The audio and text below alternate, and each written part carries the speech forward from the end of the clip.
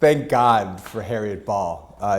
Harriet was and remains God's gift to the classroom, and it was just by luck. It was destiny that she got named to be Dave Levin's mentor teacher when we were in our alternative certification program through Teach for America in Houston back in 1992. Like all first-year teachers, we struggled immensely. Pretty much from after the honeymoon wore off mid-September till about Thanksgiving, I pretty much was teary-eyed, crying, driving to school every day, wondering how I was going to handle my 32 fifth graders that were humbling me in a way I've never been humbled before. And when Dave came home in mid to late September and said, "You've got to take a half day and come to Bastion Elementary and meet my mentor teacher because I think she's going to save me and she'll save you."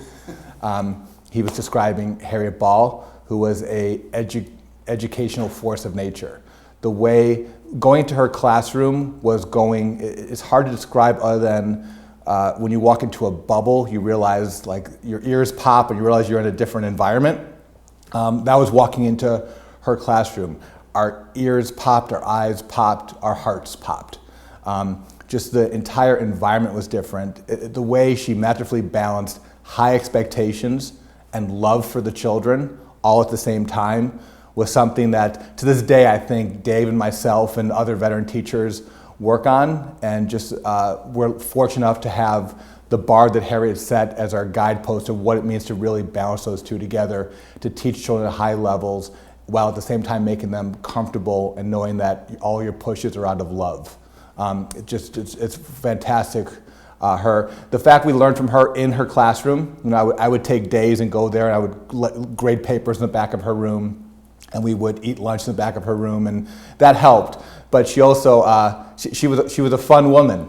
And so we would also learn by, on Thursday nights and weekends, we would meet out at some of her favorite watering holes and just talk shop for hours between having some various beverages and just talking about the art of grade teaching, and we learned so much from her, and we had a very good time in the meantime as well. The most notable thing that I think Harriet is going to be remembered for in her legacy is certainly all the raps and the chants and the dances and how she used those as disposable crutches, as she called them, where you meet kids where they are and find a way to hook them into both a basic understanding of the material and a love of the material and a passion for the material, and get them in that way. And over time, the dances and the chants and the raps go away, and the deeper understanding takes over.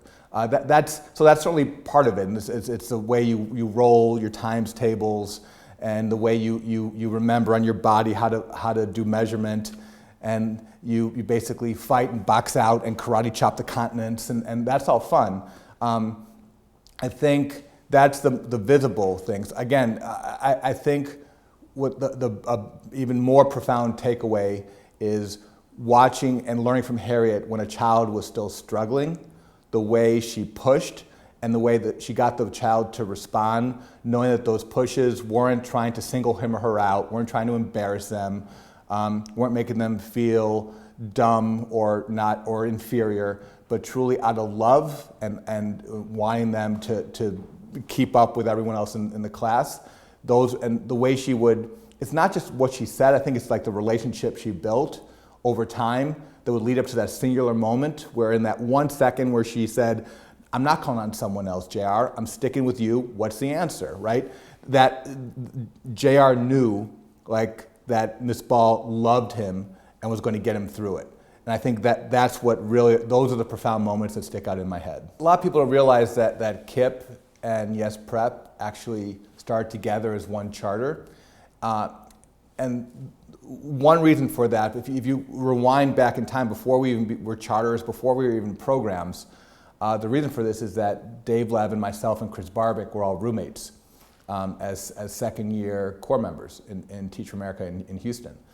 And Chris Barbick's nickname back then was Ghost because he was never around very often. He was always at his girlfriends, who happened to be Natasha Kamrani, now his wife. So he had very good reason not to be there. But the night that we came up with the Knowledge is Power program idea, we stayed up all night and played U2, Octung Baby, repeat play until 5 in the morning and typed up the Knowledge is Power program, which was kind of the release of our feelings of failure and frustration as teachers to what could we do as 5th grade teachers to have a bigger impact on our kids' lives. The night we did that, the only reason why KIPP and YES exist as different organizations is because Ghost, aka Chris Barbic, wasn't there that night.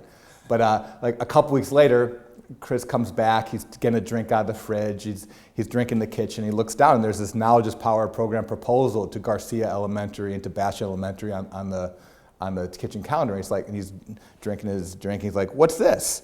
And he's looking through it and he says, I should do this at my school, Rusk Elementary. We're like, "You absolutely should." And so he started Youth Engaged in Service, yes, at Rusk Elementary. And that's how the Knowledge is Power program started. Youth Engaged in Service started when they eventually turned into both schools inside Houston ISD with the support and help of Dr. Rod Page, who was superintendent at the time. And when it was time with his blessing, to become state open enrollment charter schools in 1998, YES Prep didn't have their own 501c3. So we were slightly ahead of the ball compared to YES Prep, but we were both, it's like those MasterCard commercials go, if the copier worked on like Wednesdays, we were high-fiving each other. So we were still way behind the ball in lots of ways, but at least KIPP had a C3. And so KIPP and YES wrote an application together and became charter schools together in 1998.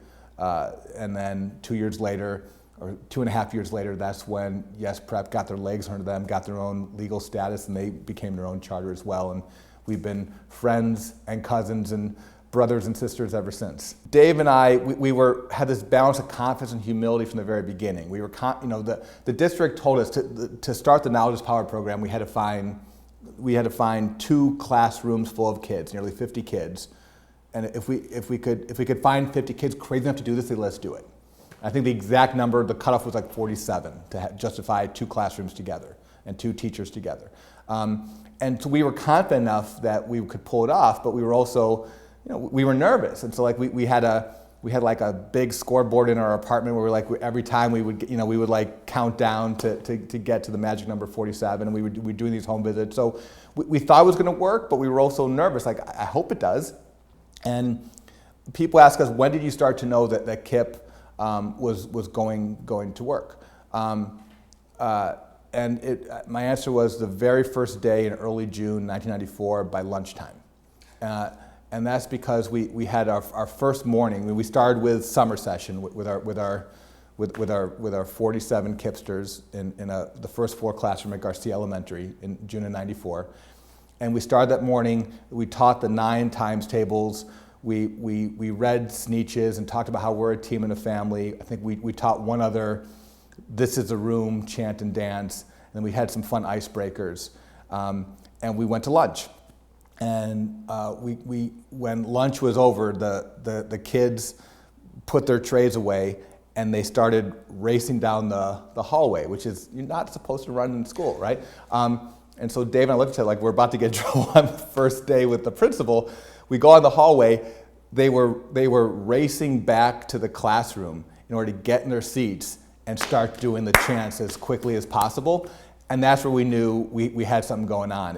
If kids were racing to get back in the classroom to keep learning going on, then we were onto something. So that's how we knew. In terms of KIPP expanding, when I wish I could say that back in the day we wrote this brilliant forward-thinking proposal where we envisioned a school and a network of schools and growing nationally and now globally. It doesn't exist. We weren't that profound and smart. I think this is more, the story is more entitled "Blind Squirrels Found a Nut." With that said, I think we kind of we kept succeeding and working our way into more opportunities to do more good. And at the end of the day, this is not, as we've drank the Kool-Aid to Teach for America, it's not one day KIPP's children, one day charter children, one day Houston's children. It's one day all children. All children should get a great education and have opportunities to succeed. And so when we had opportunities to leverage the success of this little tiny school in Southwest Houston and the South Bronx, New York, that's where we thought we had not just an opportunity, but we had an obligation to figure out how to leverage what we were doing to help more children.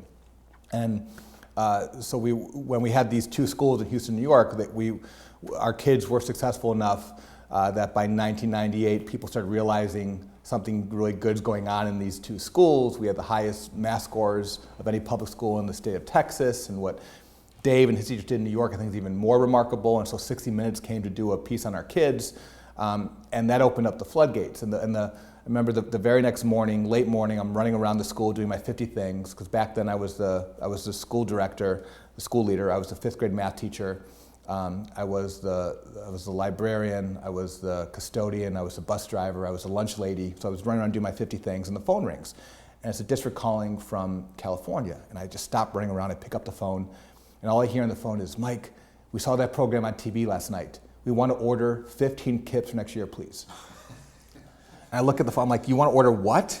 Let me check inventory, right? I'm going to ship them all out, COD. One of our other early mentors beyond Harriet Ball was this amazing teacher in Los Angeles, in LAUSD, by the name of Rafe Esquith, who in 1993, before we even started KIPP, we happened to go to hear him speak in Houston, and he brought a couple of his 6th graders along. Back then he taught a 5th, 6th grade split classroom. And actually I would say that Rafe kind of woke up something inside of us. Rafe was the catalyst for why we went home and stay up all night, listen to U2, Oxtongue Baby, repeat play, and type up KIPP, because we saw in Rafe a teacher who believed in nothing but the highest of expectations for his children, and someone who believed in long-term commitments and not just seeing his kids do well on a 5th or 6th grade state test, but wind up doing well in middle school, in high school, in college, and in life, and creating a long-term relationship with the kids where he was still in touch with them, and they saw each other as extended family. And I think that we got a chance the following year, when we were getting ready to start KIPP, to go and actually spend a couple of days with Rafe and his Hobart Shakespeareans in Hobart Boulevard Elementary School in Los Angeles, in his room, which was just a fantastic experience. And beyond what Harriet taught us about teaching, we learned about the framework of expectations to set up a classroom the way Rafe did. I think when people think now about helping start and lead a network of 200 schools in 20 states in DC, serving 80,000 kids. There's certainly there's obviously very difficult things about running a network that large, especially when it's not, there's no legal structure that connects it all. So this is a loose network of 200 schools that will stick together through impact and influence and a love of the mission and a love of the children, which on some days is strong glue, and other days creates it's a little dicey. I think, and there's certainly difficult things about doing that, and I think we're constantly learning as we go, because what it took to lead and run a network of 50 schools was different than 100, and what worked for 100 is different than 200, and we're about to be 300 in a few years, and we're going to have to keep learning and growing as we go. Beyond that, as the more we go along, I'm struck with the most difficult part about this is the same as it was that very first day of KIPP back in 1994, and it was the same when we started teaching in 1992, 24 years ago. And that is that in any given moment, as a teacher in a classroom, to know that you have got in a high expectation way, you've got a goal for a lesson to teach the kids something they don't know. Imparting that knowledge and that passion into the brain and hearts of a 5-year-old or 10-year-old or 15-year-old remains both an art and a science that is extremely difficult to do. And I think we layer on lots of other complexities as thinking about a school system and at the national level and all that. And I think sometimes we lose sight about the hardest thing about all of this is what's going on in the classroom between the teacher and the students, and however that classroom is set up. Because ultimately, the way a school is doing a great job is because that school's got great teaching and more of it. That simple. Easy to say, very hard to do, but it's a simple recipe. As I think about the how and why KIPP continues to grow where I am in Houston around the country, for the most part, I think we have an ethical and moral mandate to keep growing, and that's because there's a wait list. There's people knocking on the door saying, we want a seat in your school, and we're saying, sorry, no room. That breaks my heart. It's to the point where I am in Houston alone, this last year we had 14,000 kids and families sign up to come to KIPP this year. And even with our, which I think is pretty rapid hyper growth, we only have room for 2,000 of those kids and families to come into our schools. So we're saying sorry, no room to 12,000 kids and parents. That's 12,000 kids and parents who get the fact that education's a ticket, who realize that they're not getting the best education where they currently are. They're not just applying to KIPP. They're applying to magnet schools and getting rejected. They're applying to other charters. Maybe they're applying to private schools but they can't afford it, and they're applying to KIPP. And we're collectively, all of us, society is saying, sorry, no room. We know that you have these hopes, dreams, aspirations for your children, but sorry, the inn is full. And that makes me not able to sleep at night. And so that's why we have, I think, this moral and ethical obligation to grow and open more schools to serve these families. At the same time, and this also goes back to why we share, we realize that by opening a few more schools, that's not going to shorten the wait list. The wait list keeps growing as a result of this. And so one way to think about it is, should we just basically take over all the kids and become the new monopoly serving all the kids? And that we have no desire to do that, because we don't believe that's what works. But the more interesting question is, how big do we have to get and serve the kids well, so that the other school systems start to also have a deeper desire to serve the kids well too, beyond being accountable to the state and federal government. But they also want to realize that the families now have options, and they're going to walk left and go to KIPP. And so what are you doing to make them walk right and go to your school? And so we think about that, if we can help the other schools get better to the point where the kids and parents want to then be happy and stay there, then that's also mission accomplished as far as we're concerned. So we see it as the end game for us is, how do we continue to grow and get better, and at the same time the other schools get better as well, so kids and parents are happy where they are. We're not getting worse, we're still doing a great job, but because everyone else is doing a great job too, we've hit this equilibrium point where the kids and families are satisfied and everyone's getting a great education, because everyone's kind of holding each other in check, and we've been supporting one another as well. The pushback from the Legion of Doom is growing, and I think that I have a positive outlook on it, because I think it's because we're over the target. We're no longer small and cute and insignificant, where it was, when KIPP was 300 kids in Houston and 300 kids in New York, and YES Prep was 300 kids, and Uncommon Schools was 200 kids. It was, those were cute little proof points, right? But there was no way you could see this being anything of not a threat to the school system, but a threat to the way the school system was delivering education.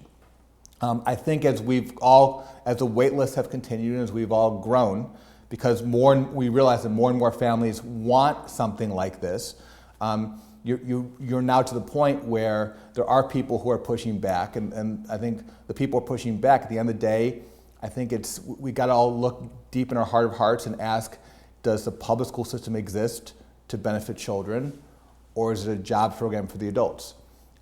If we see it as a job program for the adults, if that's the main purpose of it, then yes, then doing anything to change the way we're delivering education is a threat to the status quo, and that's why people would push back. At the end of the day, I think it's the people who work at our school systems are incredibly important. And again, the only reason why schools succeed is because there's great teaching and more of it, which is why we have to take great care of our teachers and leaders and people in our school systems. At the same time, that's not the main reason why the system exists. The system exists to benefit the children and help them learn the skills and habits and character they need to be successful in life. And that should be our North Star.